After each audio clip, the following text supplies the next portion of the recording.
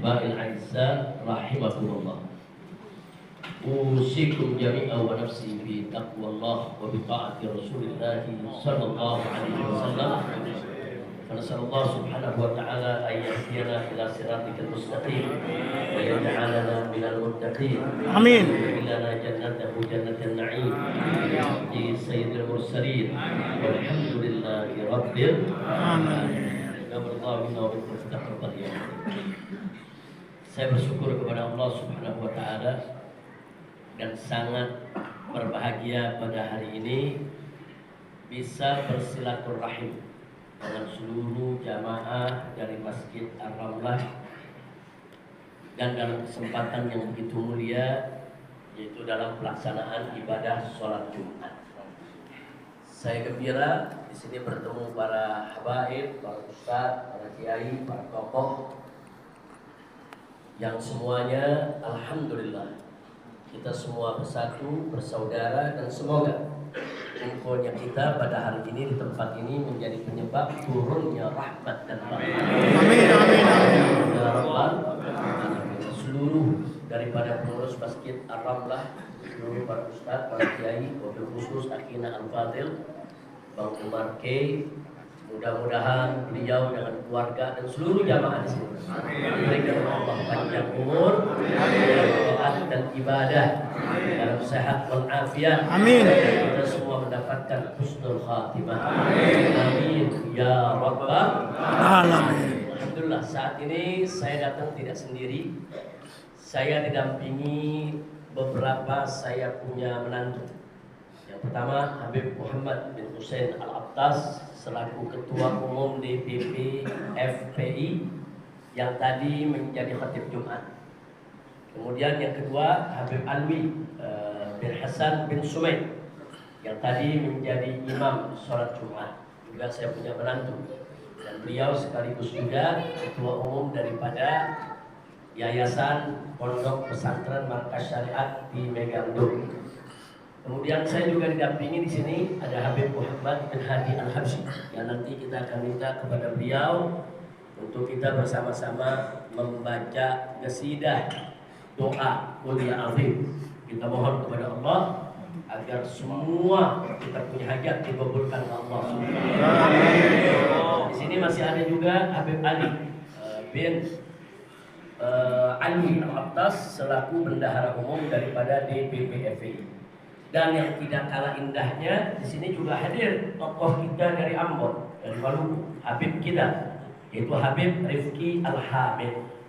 Beliau dulu sekolah di Hadramut, Yaman, guru dengan Habib Umar bin Hafid, dan beliau sampai saat ini alhamdulillah rutin ikut membimbing Bang Umar, ngaji bareng, berjuang bareng. Mudah-mudahan ini menjadi keberkahan buat kita semua.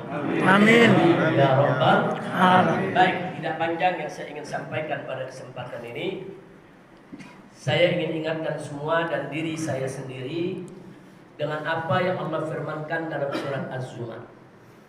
Allah Subhanahu wa taala qala Qul ya ibadiyalladzina asrafu ala anfusihim la taqnatu min rahmatillah innallaha yaghfiru dzunuba jami'an innahu huwal ghafurur rahim. Sadaqallahu azim. Luar biasa. Ini ayat begitu indah ya ikhwan. Allah katakan kepada nabinya, "Qul," katakan wahai nabi, sampaikan kepada umatmu bahwasanya Allah berfirman, bahwasanya Allah berseru. Apa yang disuruhkan oleh Allah? Ya ibadi, wahai hamba-hambaku. Hamba yang mana? Alladzina asrafu ala anfusihim. Wahai hamba-hambaku yang sudah kelewat batas terhadap diri mereka sendiri. Itu kalau sudah disebut yang kelewat batas, berarti sudah berlumur dosa, berlumur maksiat. Itu berarti bukan dosa kecil lagi itu yang dikerjakan, udah dosa-dosa besar yang dilakukan ya. Jadi yang Allah panggil dalam ayat ini bukan hai orang-orang yang beriman, bukan. Allah nggak panggil hai para rasul, enggak. Allah nggak panggil hai para nabi, enggak. Allah nggak panggil hei orang-orang soleh, enggak, tapi diserukan ya ibadi, hei hamba-hambaku alladzina asrafu ala anfusihim, yang sudah kelewat batas terhadap diri mereka sendiri, udah terlalu banyak dosa, berlumur maksiat. Apa Allah katakan? La taqnatu min rahmatillah. Jangan sekali-kali kamu berputus asa dari rahmat Allah. Subhanallah. Allah panggil para pendosa. Allah panggil umat Islam yang suka berbuat dosa. Sini semua. Orang-orang yang suka berbuat dosa, bahkan yang kelewat batas dalam dosanya, sini. Sini semuanya. La taqnatu min rahmatillah. Jangan sekali-kali kamu putus asa dari rahmat Allah. Kenapa saudara? Selanjutnya Allah nyatakan, innallaha yaghfiru dzunuba jami'a. Sesungguhnya Allah mengampuni semua dosa. Subhanallah. Mau dosa apa aja?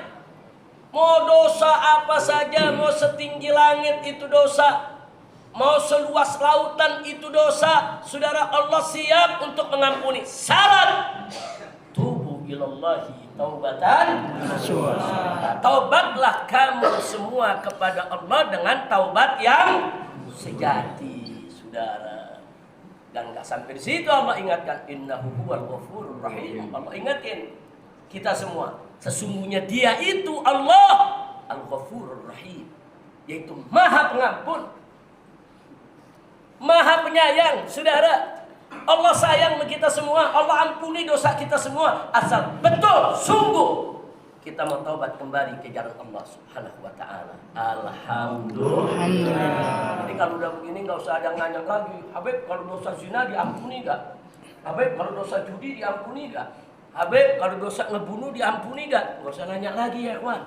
Allah udah menyatakan innallaha yaghfiru dzunuba jami'an, semua dosa, mau yang kecil, yang mau besar, saudara, yang mana saja, asal taubat kembali ke jalan Allah, serius taubatnya, Allah akan ampuni dia punya dosa. Amin. Lalu syarat taubat itu apa? Syarat taubat kepada Allah, kalau dosa kita kepada Allah, bukan kepada manusia, kepada Allah dulu. Syaratnya cuma 3. Sudah. Yang pertama, menyesali kesalahan. Nyesel, karena an-nadamu taubat. Menyesal itu adalah taubat. Kalau nggak ada penyesalan, belum taubat. Dia beristighfar, mohon ampun kepada Allah. Rabbighfirli, mohon ampun. Atau tubtu ilallah, minta ampun sama Allah, minta ampun. Sudah, itu yang kedua. Menyesal akan dosanya. Yang kedua, mohon ampun kepada Allah. Dan yang ketiga, saudara, bertekad untuk tidak mengulanginya. Itu aja syaratnya. Syaratnya itu aja, dia nyesel, dia mohon ampun kepada Allah, dia bertekad, dia nggak ulangi, Allah ampuni semua dosanya ya Allah. Amin. Insya Allah. Indah tidak? Indah tidak? Islam indah, saudara. Islam indah, kita disediakan jalan keluar. Maka itu jangan ada orang berbuat dosa merasa ya aku udah nggak diampuni sama Allah. Ah udahlah, percuma lah, nggak usah tobat-tobat lah. Udah Allah nggak bakal ampuni, dosaku udah kelewat batas.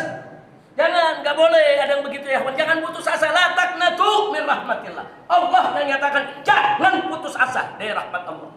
Allah menyiapkan rahmatnya, menyebarkan rahmatnya bagi siapa saja yang menginginkannya. Insya Allah. Lalu kalau dosa kepada manusia bagaimana? Ada tambahan syarat 1.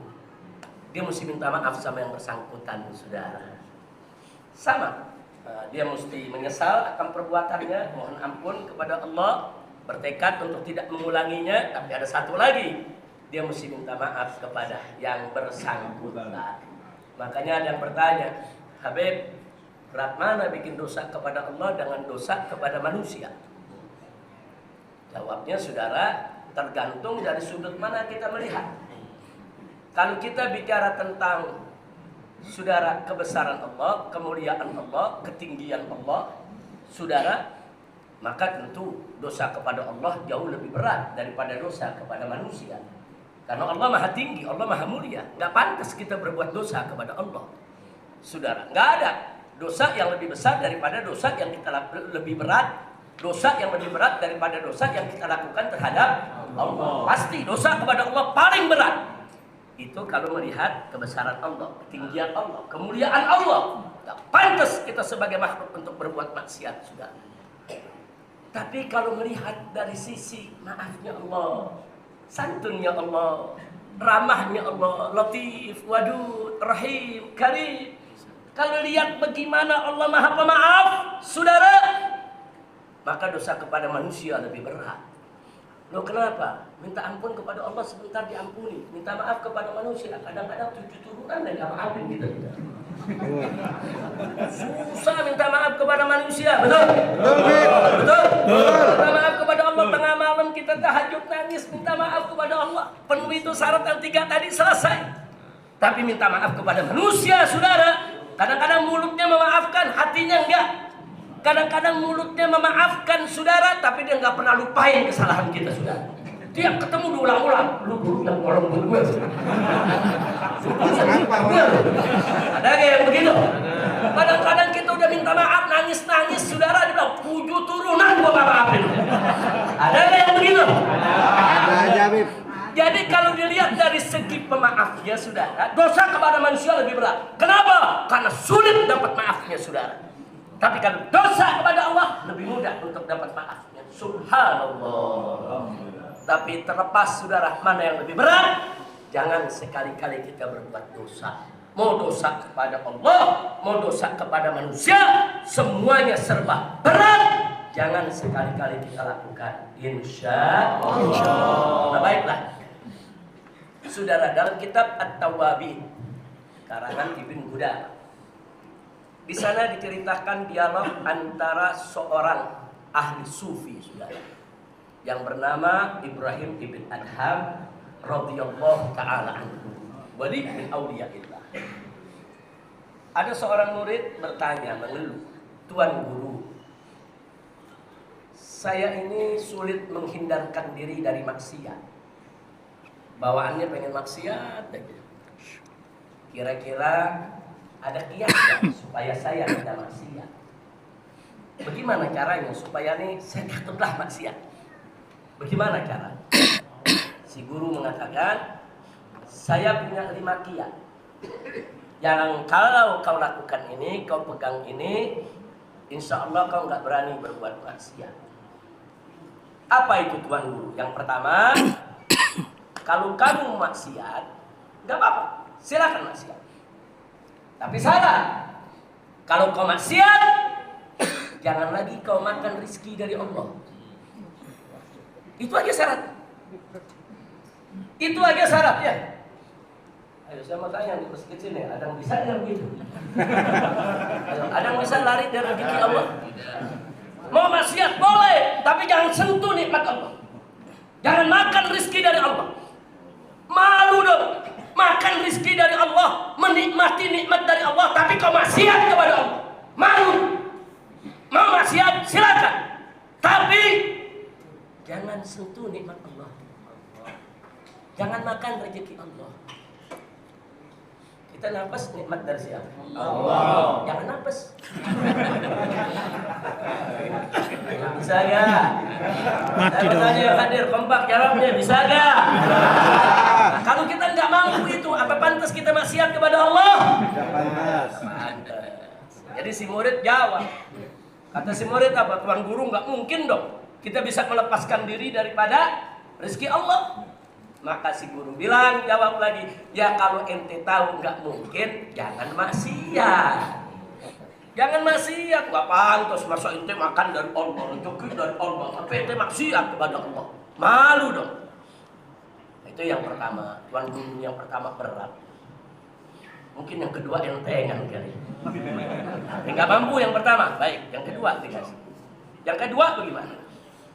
Kalau kamu maksiat kepada Allah, silakan makan nikmat dari Allah, rezeki dari Allah. Syarat apa syaratnya, Tuan Guru? Keluar dari kolong langitnya Allah. Meninggal. Ya nggak pantas dong.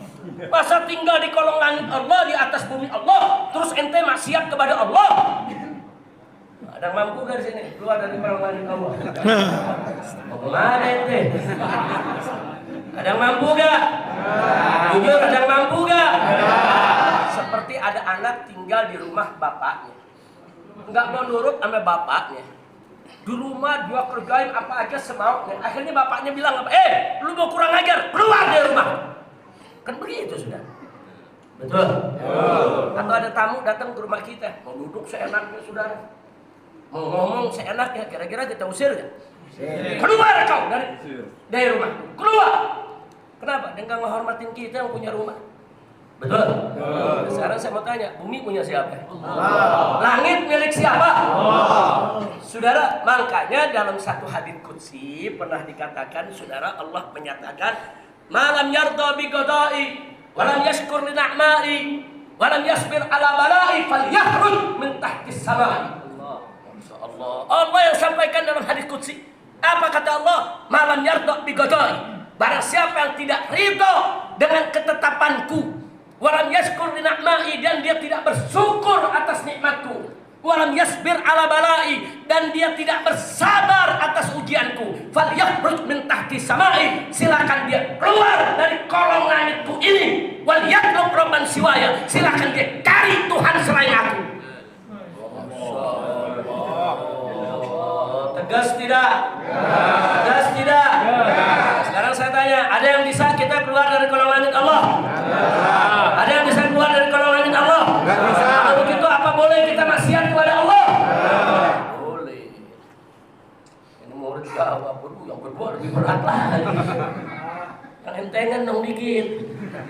Nah, si guru bilang udah yang ketiga. Kalau kau tetap nggak bisa melepaskan rezeki dari Allah, tetap mau tinggal di bumi Allah, nggak apa-apa, silakan. Tapi syarat, kalau kau berbuat maksiat, cari tempat yang Allah nggak lihat. Maksiat. Ayo, ada nggak? Ada nggak? Cari tempat yang Allah nggak lihat, ente maksiat. Ayo saya tanya, ada nggak? Ada tempat yang Allah nggak lihat? Allah Maha Tahu, Alimun Khabir. Saudara, Allah Maha Tahu di mana saja kita berada, di kedalaman tanah sekalipun, saudara. Allah Maha Tahu apa yang kita lakukan, saudara. Nggak ada satupun yang luput dari pengetahuan Allah. Tidak ada satupun yang luput, lolos dari perhatian Allah. Nggak ada. Si murid diam, berat guru. Mana tuh tempatnya? Oh, jadi kau nggak bisa ketemu tempat semacam itu? Nggak bisa. Jangan maksiat. Kira-kira jelas gak? Jelas. Lanjut. Tadi ada berapa sih? 5. Ada 5. Yang baru disampaikan 3. Sisa 2. Tahun depan. Ya, tahun depan biar Bang Umar bikin acara. Ya, kalau begini udah nggak bikin acara. Udah diborong semua. Ya, kita sisain udah 2 ya. Masya Allah, tahun depan udah nggak lama, sebentar lagi Muharram ya.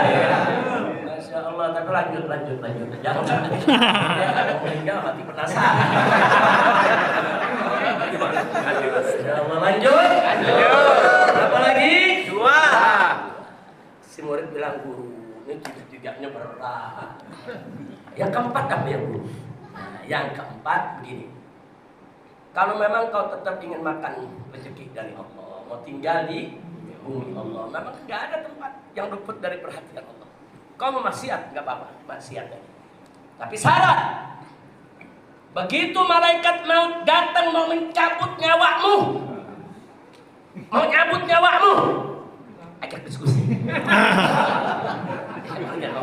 3 hari. Anda mau tobat dulu 3 hari. Oh, kalau bisa dialog malaikat maut, saudara, bisa mundur 3 hari. Enak, kita maksiat dulu, saudara. Nanti urusan malaikat maut kita dialog. Malaikat maut bukan aparat yang bisa disorot. Betul.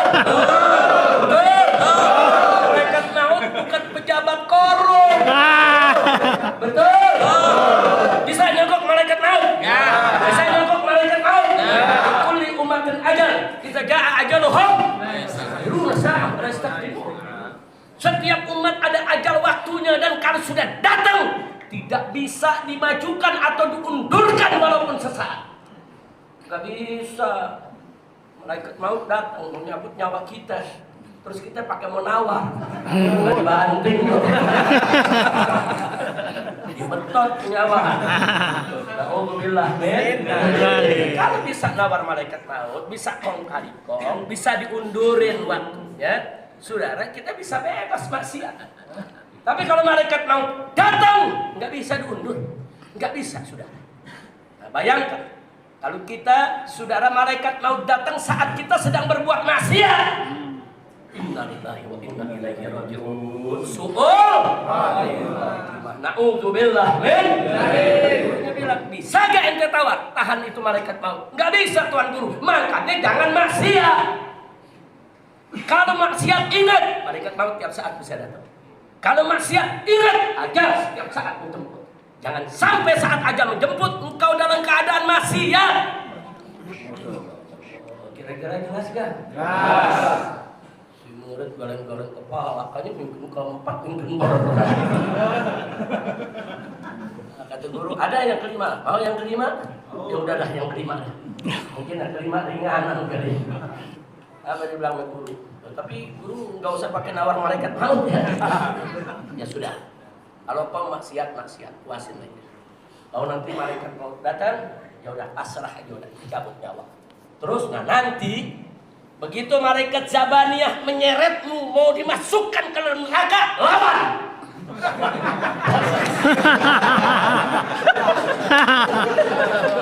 Malaikat azab datang sudah menyeret lu, mau saya bawa kemana?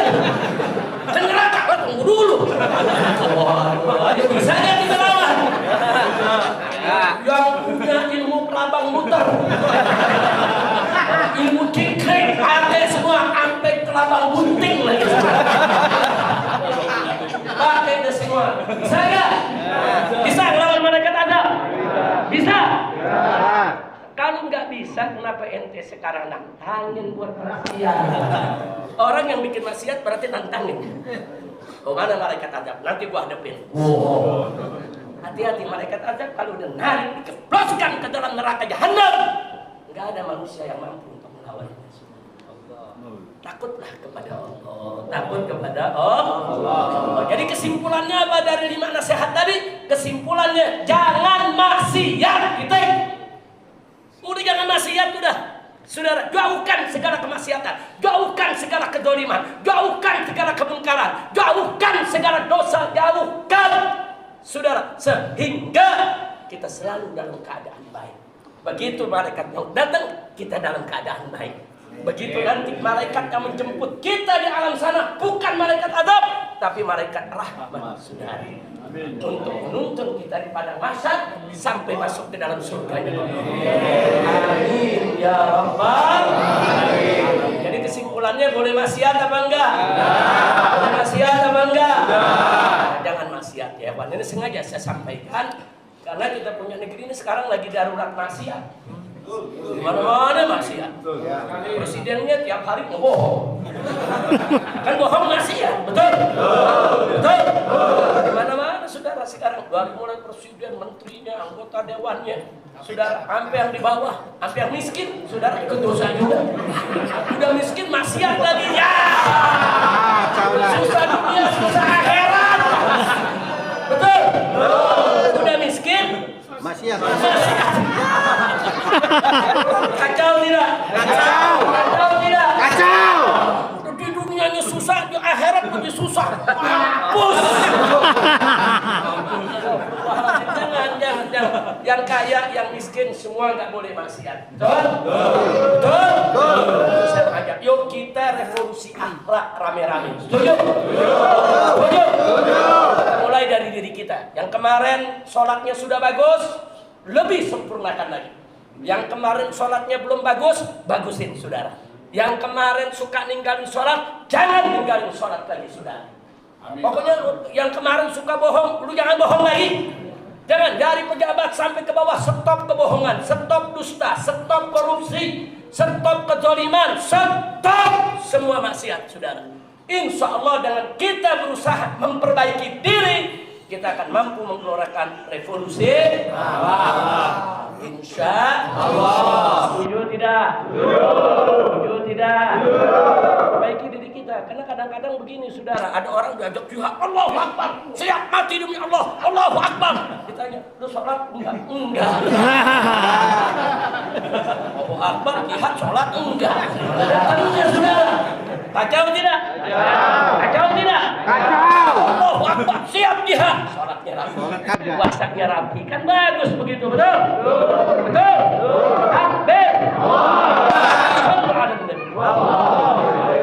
Sebelum saya tutup, khusus untuk Bang Umar dan kawan-kawan dari Front Pemuda Muslim Maluku. Front Pemuda Muslim Maluku ini bukan baru, saudara. Dulu pada saat terjadinya konflik di Ambon, saya di Jakarta bersama pemuda-pemuda Maluku. Di hari pertama, hari itu kejadian, di hari raya Idul Fitri, hari itu pemuda-pemuda Maluku dan tokoh-tokoh Maluku yang ada di Jakarta, saudara, rame-rame saya bawa menghadap Panglima TNI ketika itu, yaitu Pak Wiranto. Kita sudah ingatkan ke Pak Wiranto, Pak, ini nggak boleh dibiarkan.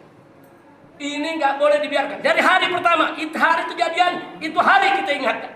Ini kalau dibiarkan akan jatuh korban ribuan orang. Dan kalau Bapak tidak mampu mengatasi ini, maka saya akan ajak umat Islam untuk berjihad di Ambon dan akan kita lawan siapapun yang mengganggu umat Islam. Kita tunggu sebulan gak ada hasilnya, 2 bulan gak ada hasilnya, 6 bulan gak ada hasilnya. Ya kita berangkat jihad, betul? Takbir. Suka lambat. Ini pejabat menangani masalah suka lambat, saudara. Jangan. Itu yang namanya di Ambon, saudara. Di Poso, di Ambon, di banyak tempat. Pada awalnya bukan perang agama, bukan. Orang-orang politik suka ngadu domba. Umat ini diadu-adu domba, saudara. Yang pada akhirnya mengkristal jadi perang agama. Begitu sudah jadi mengkristal perang agama, nggak bisa dihentikan. Makanya orang-orang politik kita ingatkan, jangan main-main dengan politik. Jangan ngadu domba rakyat. Jangan, haram. Betul? Saya ditanya, Habib, apa hukum adu domba? Haram. Adu manusia, apalagi? Adu setan, wajib.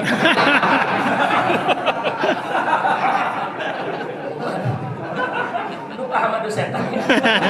Sekarang setan lagi pada berantem.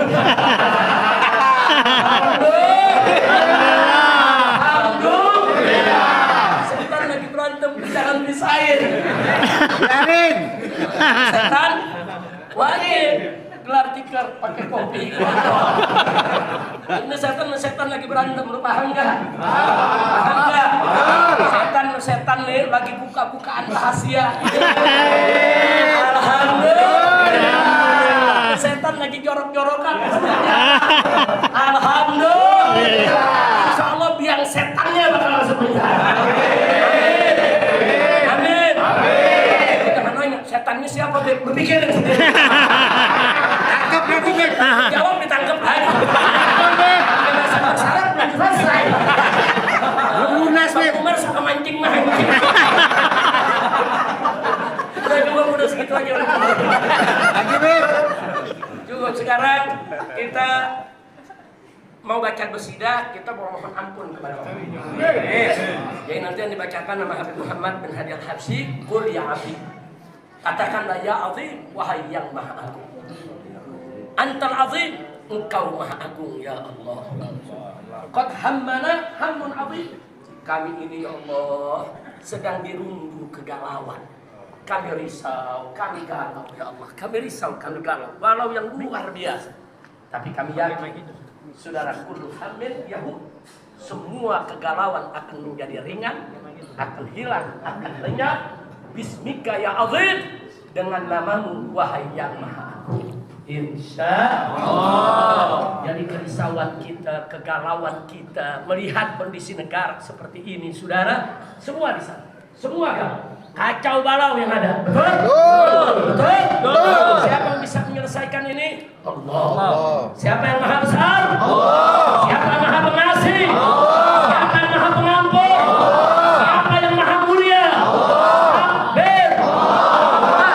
Mohon kepada yang maha agung supaya semua kegalauan kita diobati oleh Allah, diselesaikan oleh Allah, dan supaya juga dosa kita semua diampuni, urusan kita dimudahkan, negara kita dimakmurkan dan disejahterakan. Amin. Mohon kepada Allah agar orang-orang zalim semua dibinasakan. Amin. Semua dihancurkan. Amin. Ya Rabbal Alamin. Baik, ayo sama-sama kita pakai ini. Kamera.